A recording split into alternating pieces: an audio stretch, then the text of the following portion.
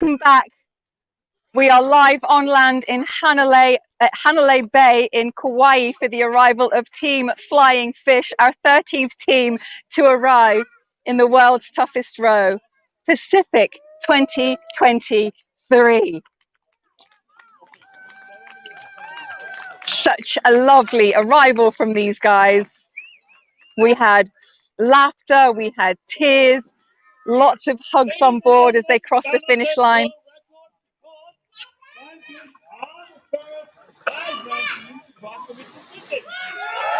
As you can see there, they've just set a new world record as the first 5-person team to row across the Pacific. Team Flying Fish consists of Andy Warner, Elaine Fika, skipper Alison Winnell, Hugh Carden, and Neil Blackerby. Into the water. Come on, now it's put without the feet.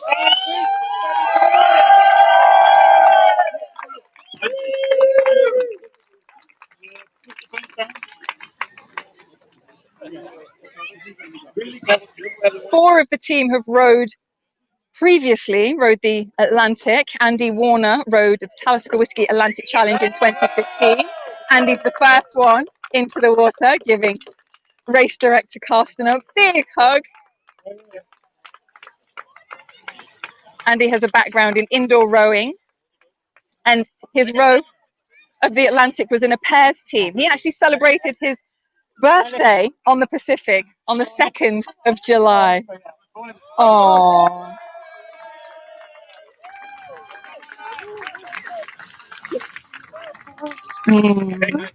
Raw emotion.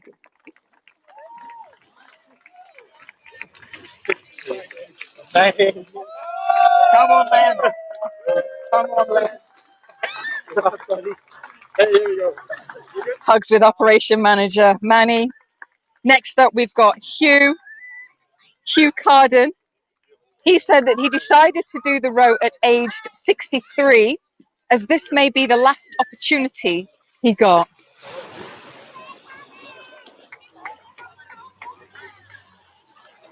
I heard reports from the team that he did absolutely brilliantly out there, considering it was his first ocean row. 51 days at sea. Legs will be a little wobbly. Next up, Elaine Fika. She rowed the Talisker Whiskey Atlantic Challenge in 2017. Elaine is a fine boat river rower, and she rowed in a trio in 2017, achieving 2 Guinness World Records. She also celebrated her 60th birthday 4 days into the row on the 16th of June. There's skipper Alison, better known as Ali, also a fine boat river rower. Alison rowed the Talisker Whiskey Atlantic Challenge in 2018 in a mixed 4. I wonder if any of them will row again. And where's Neil? There he is. Almost right. Neil Blackerby. Neil is a gig rower, a yachtsman, and previously completed the Talisker Whiskey Atlantic Challenge in a pairs team in 2015, kissing the ground look. Oh, stunning arrival. Oh, man.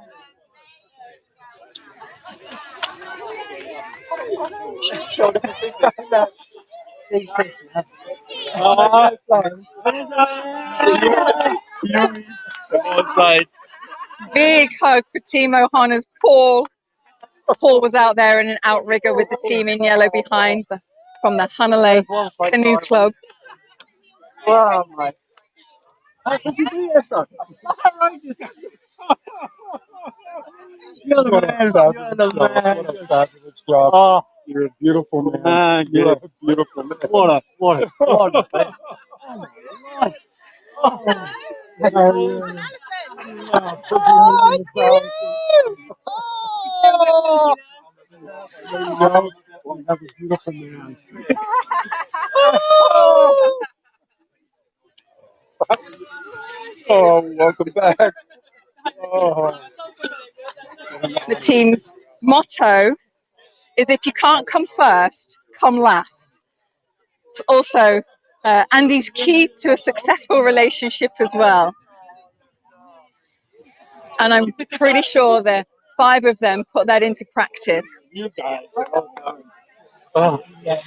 while on the Pacific in order to get through this together. 51 days, 5 people on a 28-foot boat. Imagine that.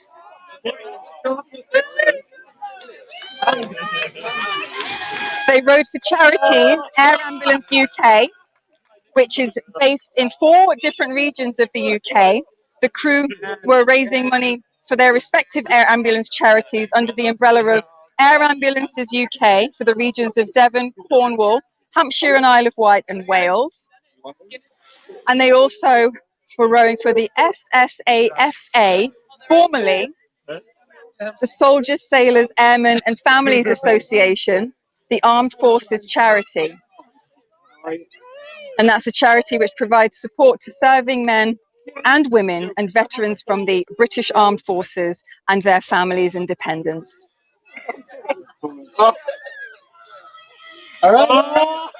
Back in March, when they, and I quote, reflected on the challenges ahead of rowing a small rowboat into the jaws of the big Pacific, and they likened it to being the rowing equivalent of climbing Everest. They said then that, and I quote, "It's a privilege to be involved in such a venture. Few people dare to dream it. Fewer still actually do."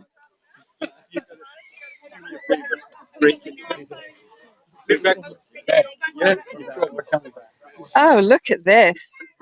I actually didn't know we would have Dale from Row for ALS here to greet the team. Dale, in a trio, Row for ALS, left Monterey the same time as these guys on the 12th of June, Monterey, California, and they left the race for personal reasons a week in. But look at this, he's come all the way out here to Hawaii to celebrate their arrival. How lovely is that? Emotions, pure emotions out here today. Oh, lovely. Oh my goodness, we met her. Before this even started, Team Flying Fish, their best guess was 35 to 50 days to get across the Pacific, but they didn't factor in their rudder breaking off a week into the row. How's Sweden? The rudder obviously is their steering. I say obviously, not everybody knows that, so that's their steering, without which a rowboat isn't going to go anywhere. It's certainly not going to go the way that you want it to go. But thankfully they carried a spare, but unfortunately they couldn't fit the spare due to the dangerously harsh conditions just off the coast of California. But it did leave the team on power anchor for 4 days. So they had to kind of sit out the messy seas, the fierce winds. But once they got it sorted, I think it took about 3 chances to get that rudder back in. But they got it in the end. And they spent the time mostly rowing 2 up and moved into a routine of every other shift getting 4 hours of rest, which seemed to work well for the team. So it gave their tired, sore bodies time to recover as best as possible. More hugs there, look, with Ocean's 4 land support and Skipper in the back there. Got Astrid and Tony hugging up the team.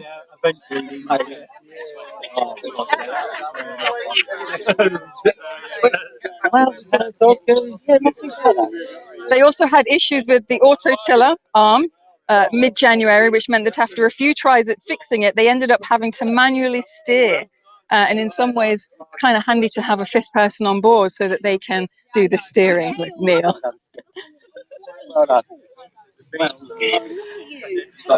Had lovely blogs coming in from Andy.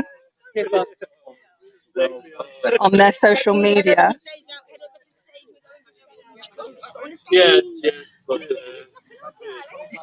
And he gave us some great stories about their time on the water. You can always check those out, Team Flying Fish, on Facebook and on Instagram.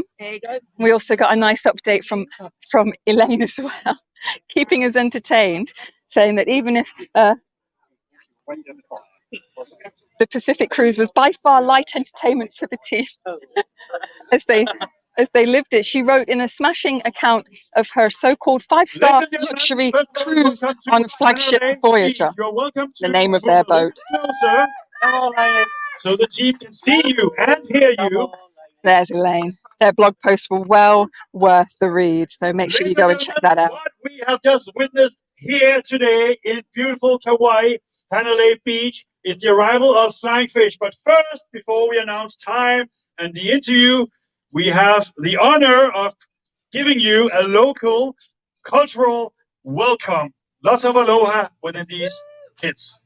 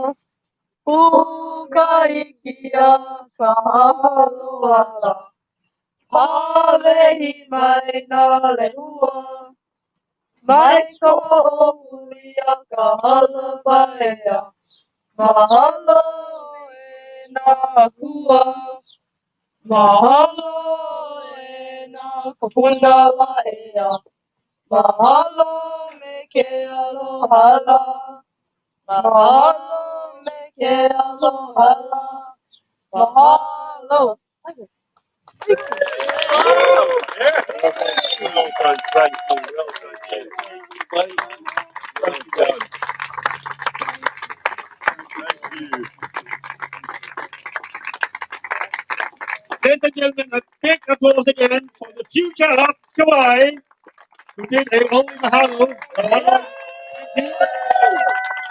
You got the beautiful lace around your neck. A lot of aloha, a lot of strength and love within those tea leaves. So, ladies and gentlemen, as I mentioned earlier, we have just witnessed the arrival of Flying Fish representing the United Kingdom. Come on, guys, come on. And as the banner said out in the boat, a new world record. So obviously we have a certificate from Ocean Rowing Stats saying world record because Flying Fish are the first 5-man team to row across the Pacific. And as Neil said out on the boat, they are not flying anymore. They are just happy fish being on land. Give a big hand to the fish.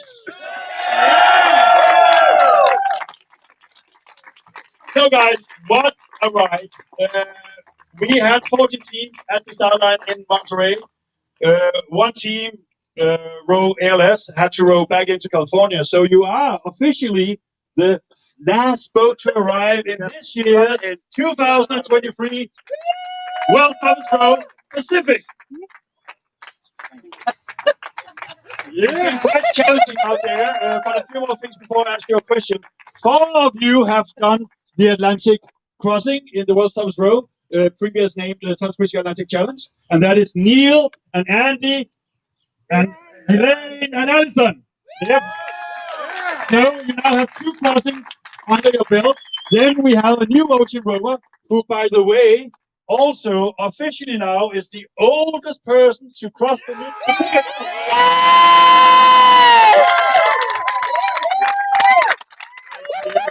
And despite you looks like 40, he is 63 years old. So, guys, familiar faces. We have known each other for quite some time. Now you're here. It's good to see you here, safe on dry land. Andy, first you. How has it been to do the Pacific, the Mid-Pacific? Oh man, it's been tough. Yeah, I'm just totally overawed. You know, it's been an awesome experience. You know, we got so much love and amongst the fleet. It's just been great. You guys at Atlantic Campaigns, the World's Toughest Rope, just awesome. All of our family, and it's just that's what's kept us going. You know, the awesome support that we get, and our fellow competitors like our guy Paul over there. It's just absolutely, it's just been awesome. Awesome. Neil, you had some challenges in the beginning. You lost your rudder. It took some days to replace it because the sea was a bit wobbly. How was that the first week? It was horrendous. We were battered. We lost the rudder. So when we were on power anchor, we were swinging through 180 degrees. So we were getting huge waves over the boat. Everything was wet. 3 of us in that front cabin was a nightmare for 5 nights. Andy would stay out as long as he could in the cold, and then when he was freezing and wet, he would open the hatch and dive in, saying, "Room for a small one," and then he would just lie there where he landed. And then Ali and him, every wave that came from the other side of them squashed me against the cabin wall. It was horrendous. Lots of you did see some wildlife, and I think you have seen more than some of the other teams. You have also spent more time on the ocean. But it's especially one kind of fish you met a lot of there. Yeah, we saw a sunfish. You saw a sunfish? Yeah, a sunfish who wandered up to the boat. A really curious sunfish, looked up and kind of was looking a bit quizzical at us. And 2 nights ago we had a gannet land on the roof and spend a few hours just nesting there and settling down just for resting. We've seen pods of dolphins. Yesterday we were followed by an enormous pod of dolphins who followed them. Breaching whales. We've seen birds galore. But we could always tell when there's flying fish arriving, because we could hear Elaine on the go. Oh, that must be a flying fish. Ali, so 2 oceans. This is not an announcement. Let's say we come up with the engine. What would you say then? Thanks, but no. Yeah, no, I think 2 is definitely enough. Not least because I know my mother's watching. So yeah, no. We have heard it all before. A few days on Thailand. Hugh. Yes. First time ocean rower, and now also the oldest person to cross the Mid-Pacific. How does it feel? It's sad it's finished. I know it's it's silly, and it's great being here. But when you're out there, it's a purity of rowing, because whatever race you have, just own it. It's your race. When you lose a rudder, what have you, just own the race. No regrets, nothing else. So, if I had funds, I'd look at doing a solo or a double in the Atlantic. Absolutely, I just love it. If you haven't done it, you can't experience. It's just a different world, and it's a world of wonder. I know from the lock, from the safety officers, that you have been very positive, and also I'm not surprised that you're saying that there might be another ocean waiting for you. Ladies and gentlemen, as I said, we have witnessed something incredible here. Not only the last boat coming in the World's Toughest Rope Pacific, but also a new world record. So that's set for the future. So let's see what happens next year and the years to come. Ladies and gentlemen, let's give it up to Flying Fish after 51 days, 5 hours and 44 minutes. Hip hip! Hip hip! Hip hip! Well done, guys. We're now doing an interview with Charlotte on YouTube Live, Facebook Live, and then there are some fresh food and some drinks waiting for you, and obviously more hugs and talks with family and also fellow ocean rowers who are still here. But first, over to Charlotte. Hi guys. Hello, Charlotte. Squeeze in nice and tight. You can even like double up a little bit there so we can get you in nice and tight. Yeah, exactly. Last time I promise. Well, it's entirely up to you. You're more than welcome to do it again. Okay, so there's 5 of you. And I know from my perspective, that sounds like quite the feat on an 8-meter boat. Tell me something. What are you happy with in terms of team efforts? And what have you learnt about yourselves? Go on, Hugh, go on. I think that you really see the team come together with adversity, and a great example is the rudder. We lost the rudder. We stuck the camera down. Neil thought there's something not quite right here. Yeah, you're right. We stuck the camera down.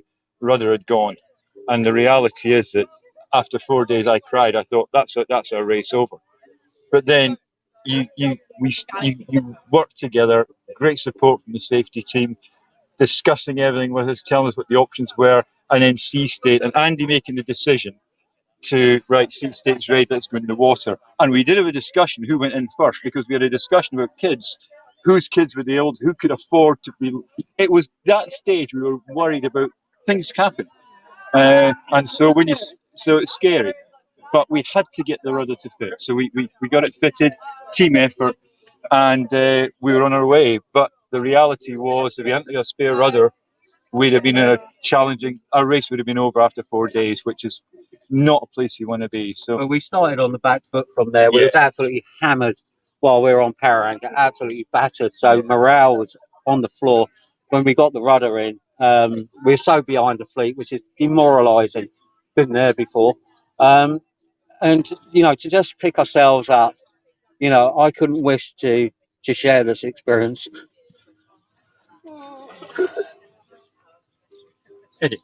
Finish the sentence.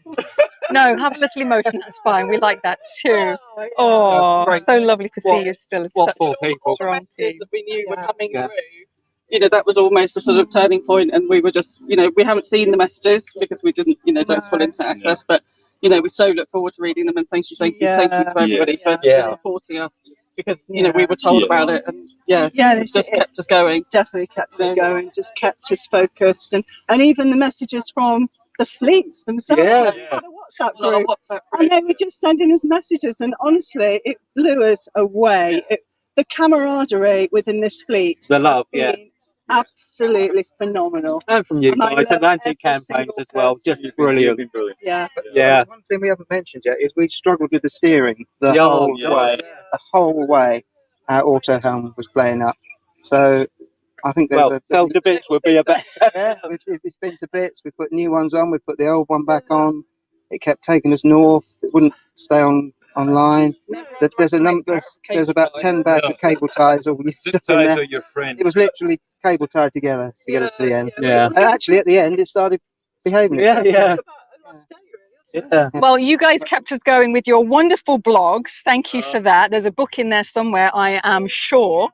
Really nice. And it's time. Go ahead, Just one Neil. thing about Go the for auto it. helm. To quote Ian, don't complain about the results you didn't get because of the work you didn't do. And we got to thank Ian. We got to thank Ian as always. He's been a stalwart within the Yeah. ocean rowing Yeah. world. He's Head been safety an officer Ian authority. Couch. Yeah. Absolutely. Yeah. Thank you. Fabulous. I'm sure you'll get a big hug in a minute, Ian. Okay, guys. Time for food. Yes. Thank you all. Enjoy it. Thanks a lot. Going in for a hug there with Ian Couch. Oh, I don't know. Are they? Hold on. He's not a big hugger. Come on. Carsten, Yes, Charlotte. race director, CEO, inaugural row across the Pacific. How was it for you? Well, our first 1 year across the Pacific, it feels amazing. When I was here a little over a year ago and I stepped out of my car and looked at the bay, you know, I got goosebumps just as I've got every single time we have an arrival here. It's been amazing. The local community here, great support, always coming down, presenting lays, and you know, so first year here, but not the last. We will be strong back next year. But first, you know, we need to celebrate this one. It's been incredible. 14 teams started in Monterey. 13 of them made it across the Pacific to Kauai, Hanalei Beach. One boat, Team ALS, they had to row into California again, but they rowed in. So all 14 boats actually rowed to land, back to land. 49 rowers we had. I was just about to say this morning, 46 of them have made it all the way across here, but actually 47 because Dale from Team ALS, he's also here. So that's incredible. He's actually standing here next to me. But a big thank you to all the followers, partners, and everything. But most and foremost, our incredible teams and their incredible families and friends who are a big part of the World's Toughest Row. Next one up is in December in La Gomera, the World's Toughest Row Atlantic, 40+ teams heading off to Antigua. We are fortunate to have the 4 most beautiful, incredible destinations in the world. So enough from me, Charlotte, but it's been quite a ride. Thank you, Carsten. That was a nice finish, wasn't it? Thank you so much, everybody, for joining us. That is, as you've heard, our last team in the Pacific row. I want to finish, actually, with something that Team Flying Fish wrote in one of their early blogs before I think they even left land. Coming from Andy, he said, and I quote, "From financing to execution of this project requires meticulous planning, preparation, commitment, and the old cliche, but still true, teamwork. It requires that you evolve from what you think you are to someone better through focus, endurance, and discipline. It's the language of personal growth for a common goal and the power of just saying yes when opportunity comes knocking." Anyone else here a knocking? If you do, you know where to find us. Thank you so much. Appreciation to all of you, admiration and respect to our rowers and all of you followers for being here with us for this journey. See you on the Atlantic.